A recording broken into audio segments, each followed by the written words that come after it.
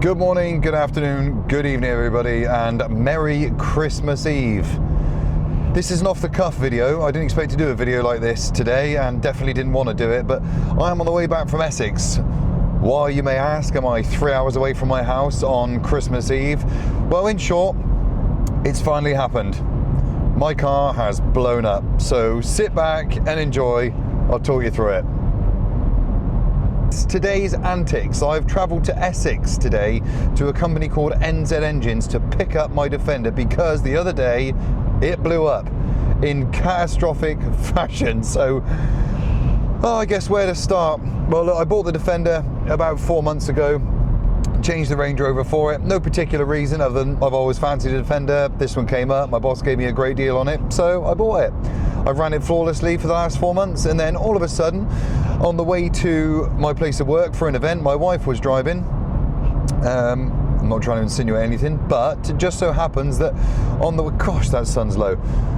On the way into work, up a hill, the car made a rather significant noise and then just stopped. The whole car just turned off, and luckily she was able to roll it into a bus stop where I waited about an hour and a half for the recovery to come and get me. The engine would not turn, it was seized absolutely solid, so I know these cars pretty well and I anticipated what was to come, and I knew pretty much at that point that she was dead.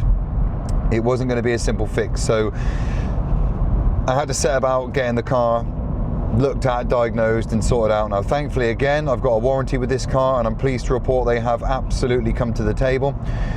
So the situation was, I sent it off to a company called NZ Engines in Essex, which are a lovely company. They're a really, really nice bunch. All they do pretty much is Land Rovers, which I suppose says something about the product in short, even though I always defend them, no pun intended. I only defend them from the perspective that they are known to go wrong quite catastrophically sometimes, and I think if you decide that you're going to roll the dice and put yourself in a position whereby you are hedging your bets that they're not going to go wrong, you are certainly going to upset yourself. You have to prepare for the fact that they will, and understand that when it does, yes, it is going to be an inconvenience, yes, it is going to be a potential large cost, and yes, it is going to take some time. So anyway, being of that mindset, yeah, I didn't lose any sleep over it because my day was coming, wasn't it? I've had several Land Rovers now. I got away with no catastrophic failures on any of them. The worst that happened, which there's a video to, I'll put a link in the description, the Range Rover blew its turbos, but the majority of that was covered under warranty. Anyway, this one went to NZ Engines in London. They had to strip the engine completely to pieces, and the short and long of it is, they said, Craig, it's melted. Now this car is the 2-litre Ingenium, the infamous Ingenium engine, which does seem to host the majority of Land Rover and Jaguar's issues. Now in short, what's happened with this car is, which is what happens to a lot of them apparently,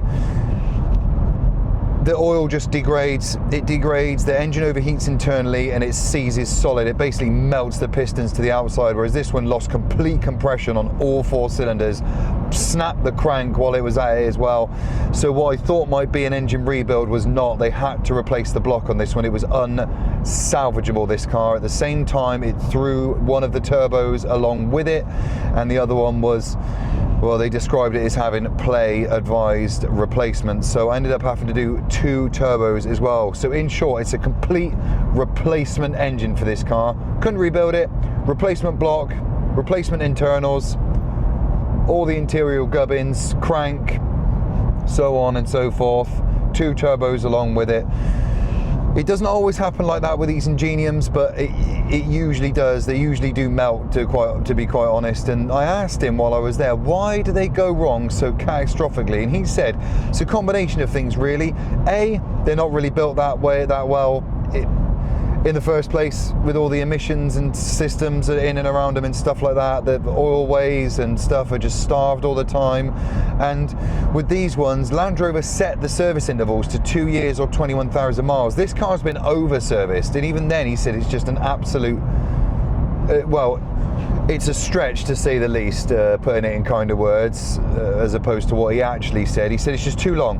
To say these cars can go 2 years or 21,000 miles without servicing is absolutely ludicrous, especially when these cars are used very often for towing, short journeys. They do a lot of school runs and stuff like that. He said it is almost inevitable, really, because the oil degrades over time, it doesn't lubricate the engine properly, and you get an instantaneous catastrophic failure, which is exactly what happened with this one. It just decided that enough was enough. It wasn't getting what it needed, and it just on the spot blew.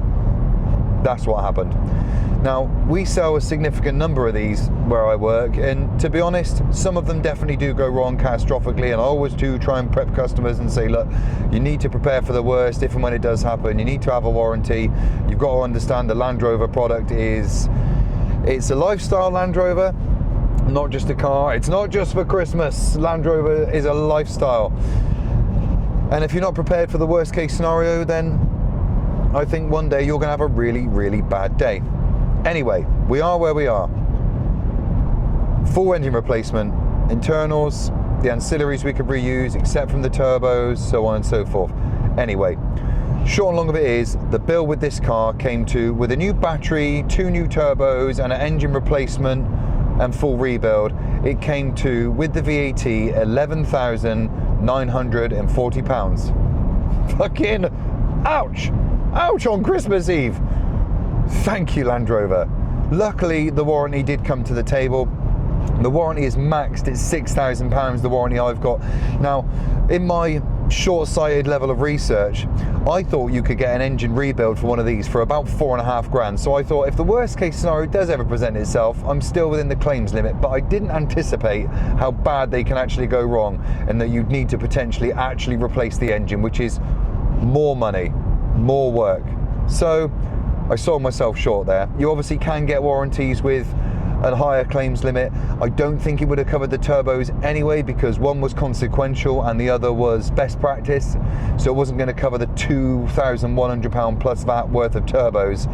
So it was about £9,980, I think it was, plus the VAT. So I'm out of pocket several £1,000s. £2,500 of that was the turbos. The rest of it is the engine.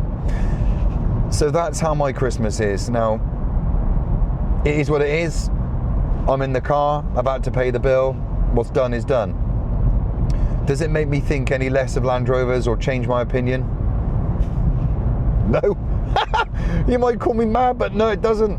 I almost expected this day to come, and I was definitely comfortable with the fact that, I say comfortable, it's probably a poor choice of words. I was definitely aware of the fact that this day could well come, and it could well come at any moment in time. And if it was to present itself, I was just going to have to suck it up and deal with it, because especially being in the industry I'm in, and the knowledge and experience that I've got, I can't know full well and good that something could easily happen and the bill could be easily what it was, and then start to cry about it. That would just make me a moron. I might just be a moron anyway, because I still love the product, but it is what it is.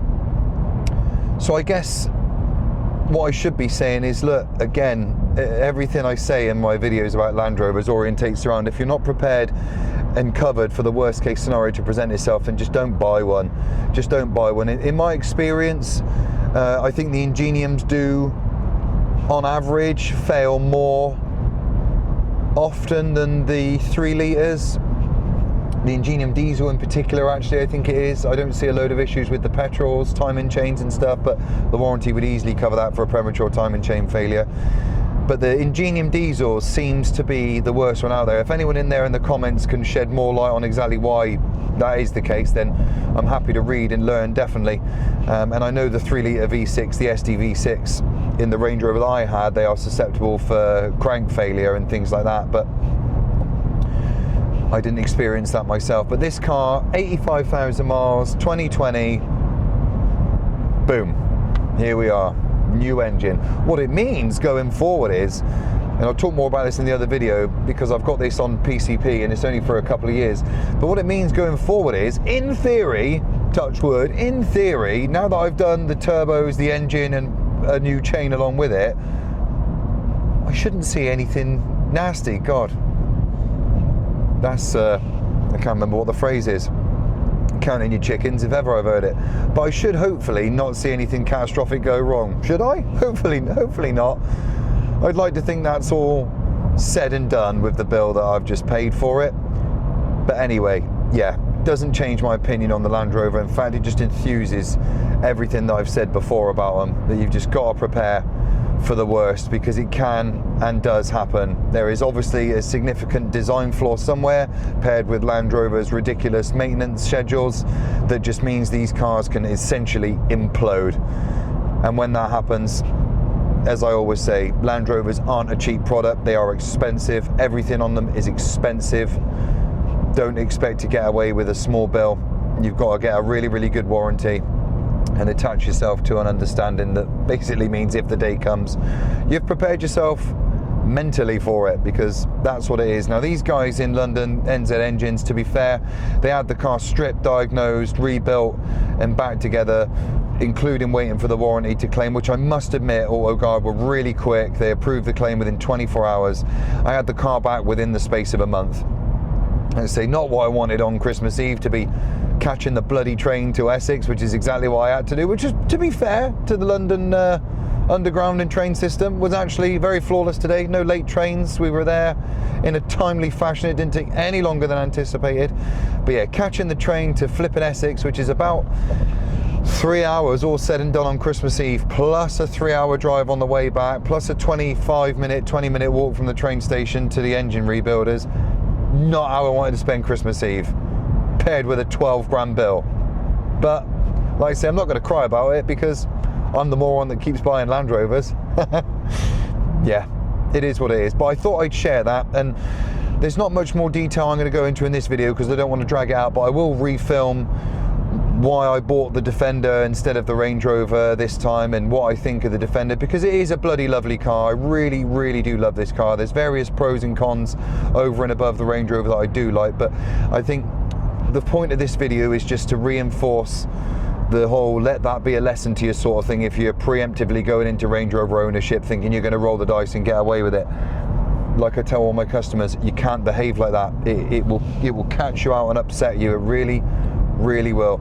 I'd like to get some more insight into why the Ingenium system's so widely known as being crap, especially when we sell them day to day, what preventative measures you can take. I think the majority of the advice I was given by the guys at the engine rebuilders is you've got to over-service the cars, and a lot of people put it in the comments section as well after watching my videos on Range Rovers. Over-service the cars. They recommend every 10 months, 5,000-6,000 miles, and to be honest, I'll be doing this car even though Land Rover say every 2 years or 21,000, I was never going to let that happen. I was always going to service it every year or 10,000 anyway, and I think I might just slim that down to every year or 6. I think that's about as much as you can do. There's nothing else you can do with these cars, because Land Rover built them the way they built them.